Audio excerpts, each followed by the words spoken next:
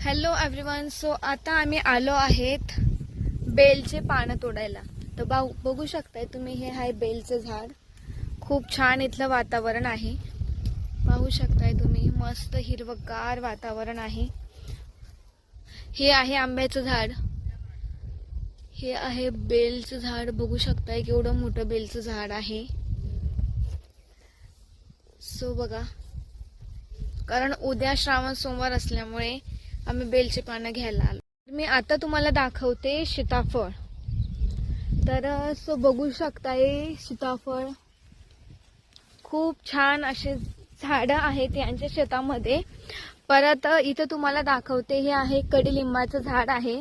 परत सीताफळचं झाड आहे. कापूस याने लावलाय. खूप छान असं हिरवगार शेत आहे.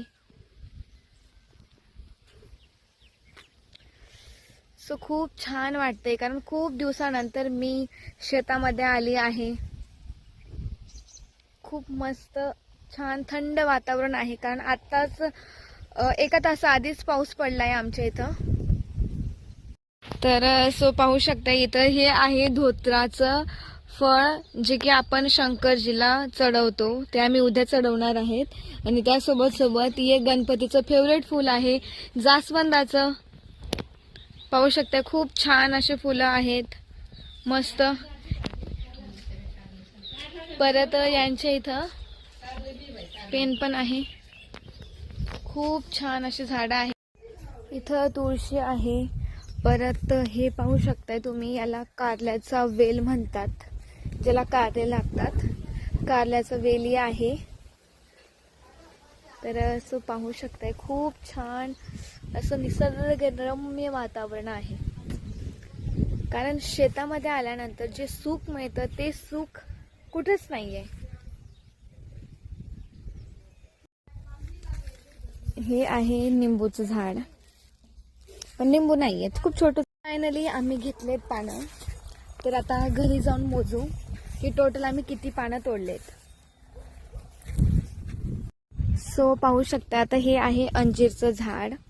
तर बघू आपण की याला अंजीर लागलेत का. तर बघा, सो इथं याला अंजीर पण लागलेत, मस्त. हे आहे कडीलिंबाचं परत एक झाड. परत हे सगळ्यात मोठं रामफळचं झाड पाहू शकता. तर असं पाहू शकताय की मी इथं झोका पण खेळते, कारण इथं झोका द्यायला मला कोणीच नाहीये. आणि वरती रामफळचं झाड आहे. बघू शकताय माझी मम्मी तोडते आहे. कसले पानं आहे? आवळीचे पानं आहेत. आवळीचे नाही ग, आवळीचे पानं तोडते. सो फायनली आता आम्ही घेऊन चाललोय फुलं पण, कडीलिंबाचा पाला पण, खूप साऱ्या गोष्टी घेऊन चाललोय आता आम्ही घरी. तर खूप छान वाटलं. सो खूप एन्जॉयमेंट पण झाला. खूप दिवसानंतर शेताकडे आली होती. किती छान असे फुलं लागले. तो वाव, मला दाखवते मी. बघा किती सुंदर असे फुलं आहेत.